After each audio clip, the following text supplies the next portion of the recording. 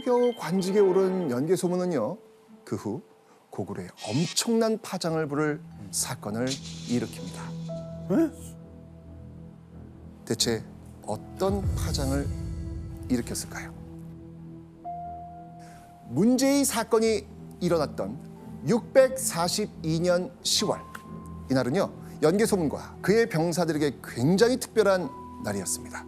바로 그들이 얼마나 잘 훈련됐는지를 보여주는 열병식이 열병식. 있었던 날이었습니다.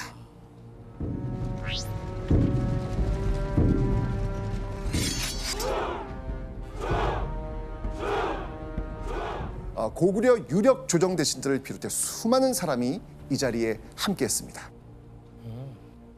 그런데 그때 열병식을 하던 연개 소문의 병사들이 칼을 들고 연회장으로 갑자기 뛰어든 겁니다.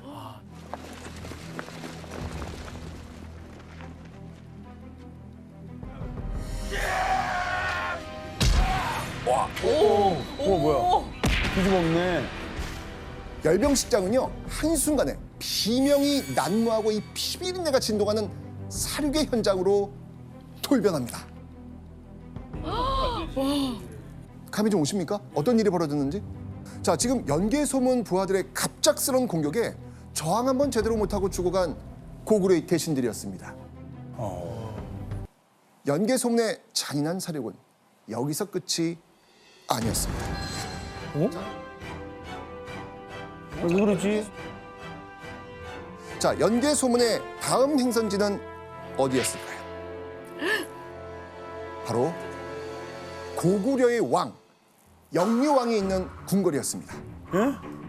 그는요, 곧바로 자신의 병사들을 이끌고 왕에게 달려갑니다. 그리고 순식간에 영유왕을 죽여버립니다.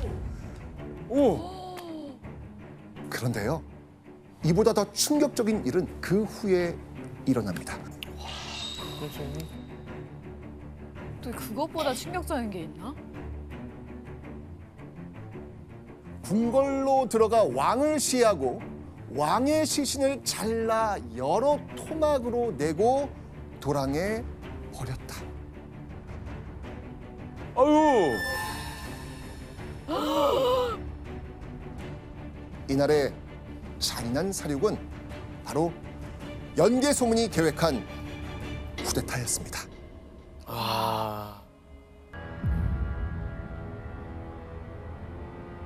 자, 그런데요, 이 왕은요 허수아비일 뿐 연개 소문이 실질적인 고구려의 지배자였습니다. 쿠데타 이후 이 고구려의 권력을 장악한 연개 소문, 이제 고구려 내부에서 연개 소문을 위협할 수 있는 세력은 있다 없다? 아무도 없다. 없다라는 다 거죠. 처리했다. 하루아침에 고구려 땅의 주인이 바뀐 겁니다.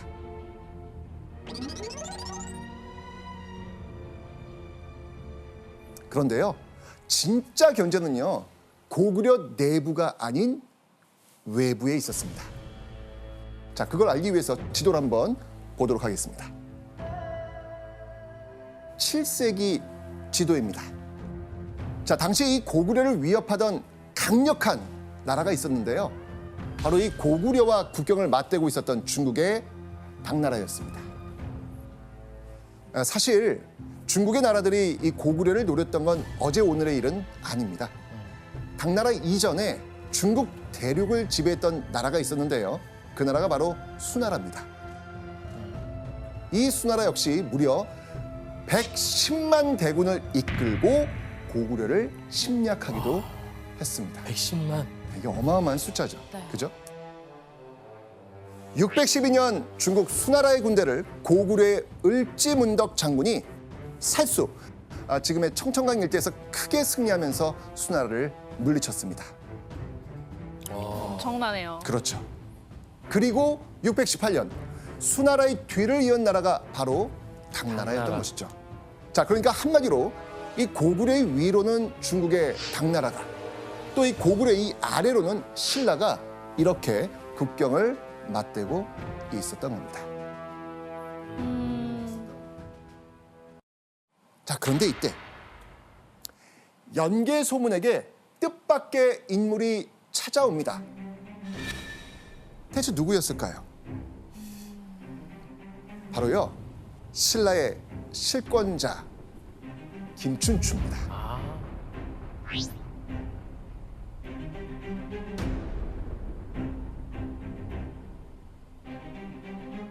자, 신라의 이 김춘추가 고구려를 찾은 이유.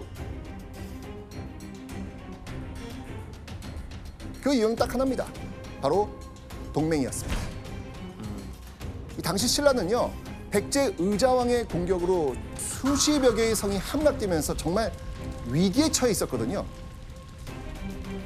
그래서 김춘추는 바로 이 백제를 공격하기 위해서 동맹을 맺을 나라를 찾고 있는 중이었습니다. 김춘추가 동맹을 위해 찾은 곳, 그곳이 바로 고구려였던 것이죠. 자, 그렇다면 이 김춘추를 맞이한 연개의 소문은 어떤 반응을 보였을까요? 이 신라의 제안을 어떻게 생각했을까요?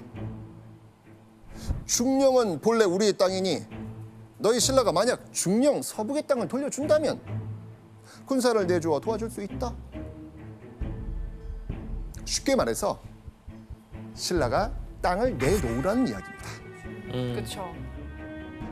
중령이 어디죠? 자, 이곳 중령은요, 경상북도 영주와 충청북도 단양군 사이에 있는 고개를 말합니다.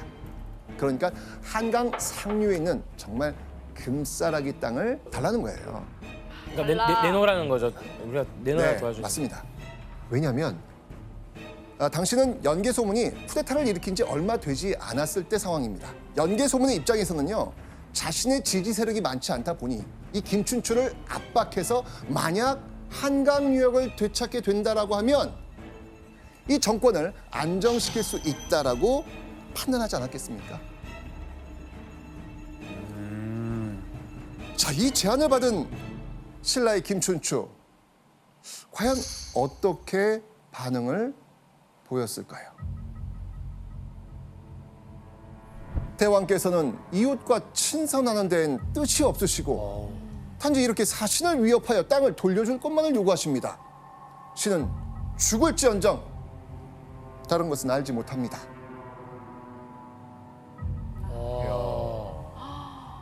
땅은 주지 않겠다 이건가요?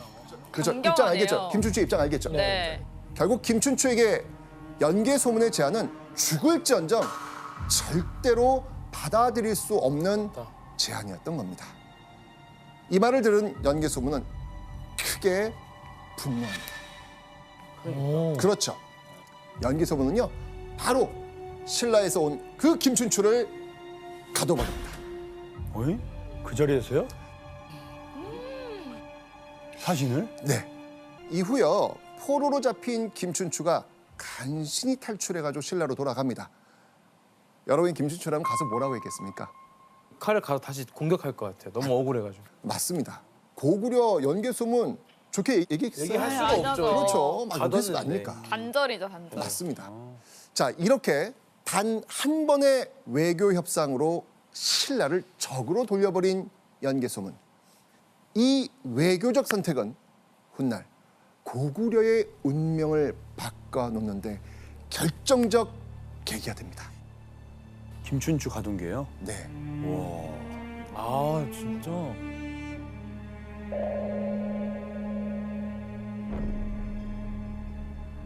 자, 그리고요, 김춘추가 돌아간 이후에 고구려에는요, 또 다른 충격적 소식이 들려옵니다.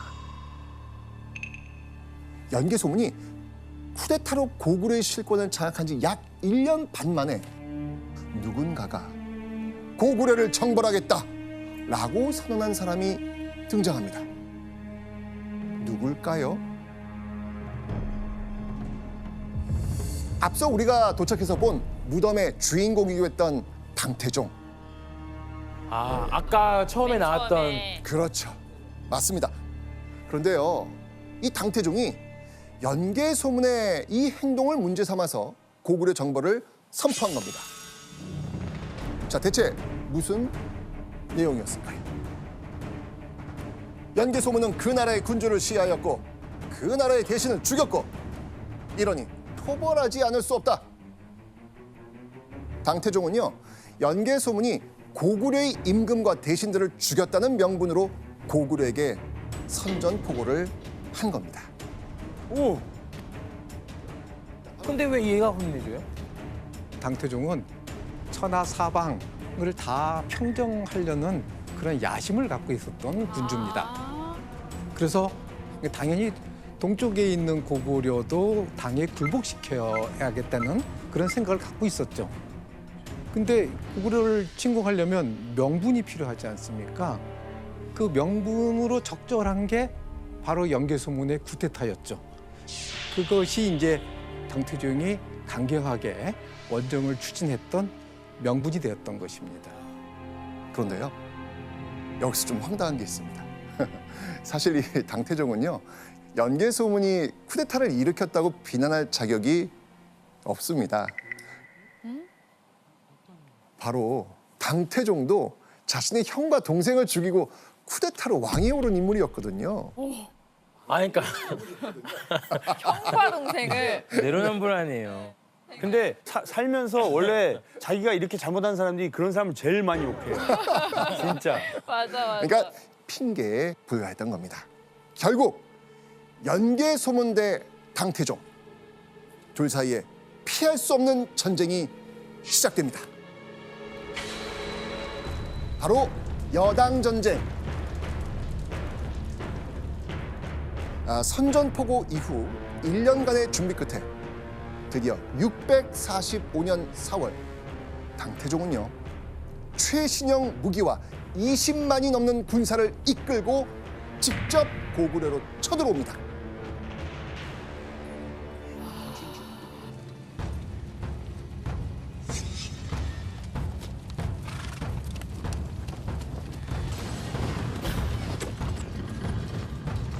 중국 중심의 이 천하를 꿈꾸는 당태종의 총공세가 시작된 겁니다.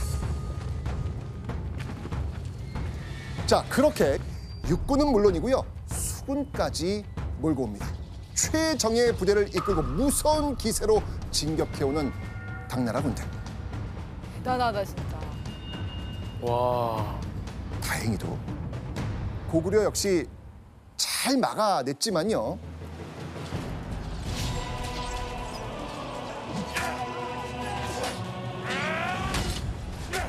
이 당나라의 총공세에 아주 중요한 이 성을 결국은 빼앗깁니다.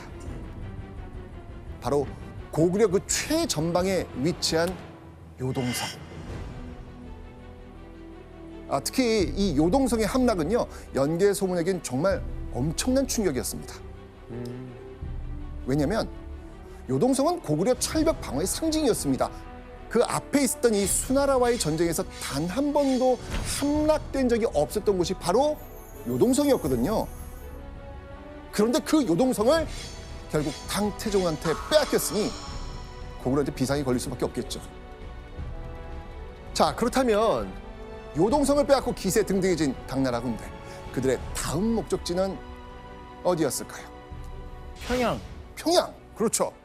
자, 그런데요, 수도인 이 평양성으로 향하기 전에 꼭 점령해야 하는 곳이 있었습니다. 자, 여기서 한번 짚어보는 별점 체크 포인트. 이곳 어디입니까? 안시성. 맞습니다. 바로 안시성입니다.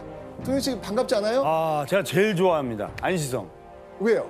아, 영화 너무 재밌게 봐가지고. 그렇죠. 아마 여러분들에게 가장 익숙한 전투가 바로 이 안시성에서 있었던 전투가 아닐까.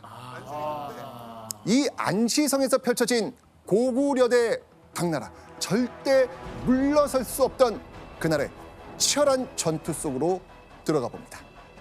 645년 6월 20일 당태종과 그의 군대는 안시성 앞을 가득 메웁니다.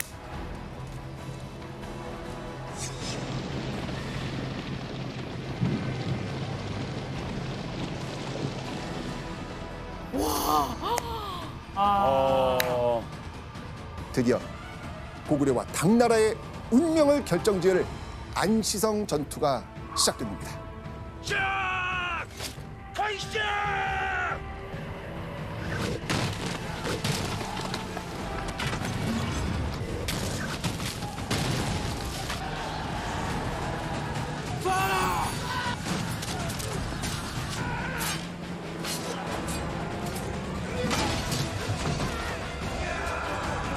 결국 당나라군은요 안시성 문을 열지 못합니다.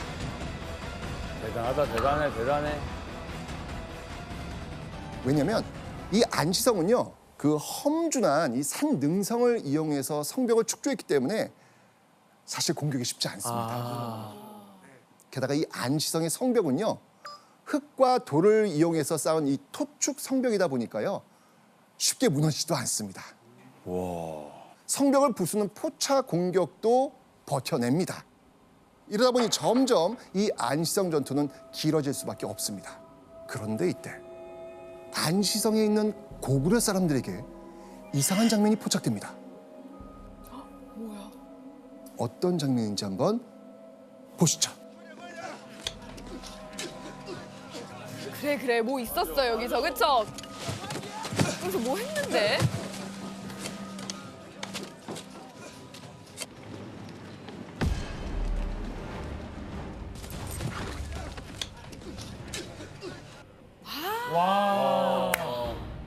아 진짜 저게 얼마나 인원이 많으면 무식한 전술인데 저걸 해내잖아요.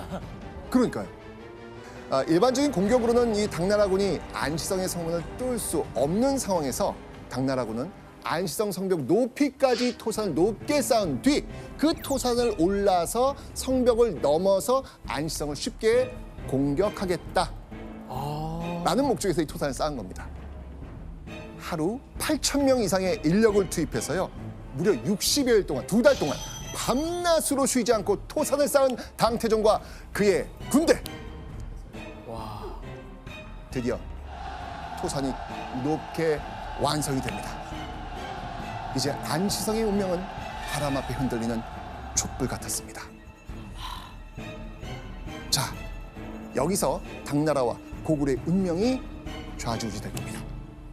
그런데요, 이때 우르르르르르르 꽝 하는 천지가 진동하는 소리가 들립니다.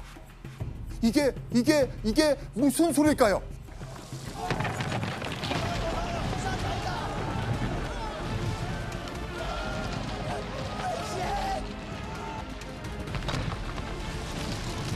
바로 60일 넘게 쌓은 당나라의 토산이 갑자기 와르르 무너진 겁니다. 대박. 자, 이 상황 굉장히 중요합니다. 이 토산이 무너지면서 안시성 성벽 한쪽이 부서지거든요. 이때 토산이 안시성 성벽과 살짝 연결될 수 있지 않습니까?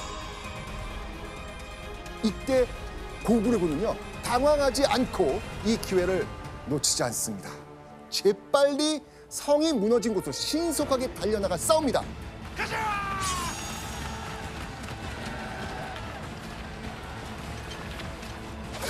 그리고 우왕좌왕하는 이 당나라군을 계속해서 무찌르죠.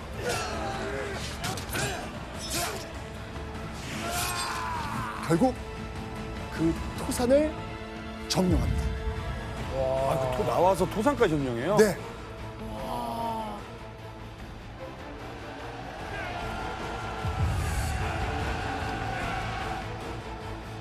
그 뒤 3일 동안 이 당나라 대군은 토산을 빼앗기 위해 전력을 기울였는데요. 그럼에도 불구하고 안시성 고구려군은 이를 막아냅니다. 와. 결국 645년 9월 18일 당태종은 전군 퇴각 명령을 내립니다. 고구려를 손에 넣을 수 있다라고 자신만만했던 이 당태종, 비참하게 패배한 뒤 쫓기듯 당나라로 돌아가야만 했습니다. 결국 여당 전쟁은 이렇게 연개 소문이 이끄는 고구려의 승리로 돌아갔습니다.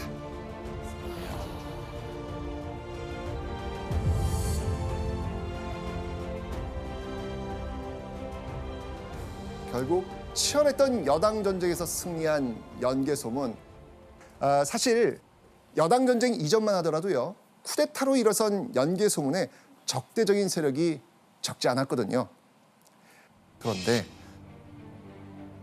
연개 소문이 누굽니까? 고구려 최고 실권자로 중앙에서 이 전쟁을 총지휘했던 인물입니다. 그런데 그 전쟁에서 승리했다? 연개 소문의 권위 어떻게 되겠습니까? 올라가죠. 올라갈 엄청 수밖에 없죠. 올라가죠. 고구려내에서. 결국 이는 쿠데타 이후 불안했던 연개 소문의 권력이 더 튼튼해지는 계기가 된 겁니다. 여당 전쟁 승리 이후 본격적인 연개 소문의 시대가 시작된 겁니다. 탑. 탑이죠 탑. 그렇죠. 탑. 맞습니다.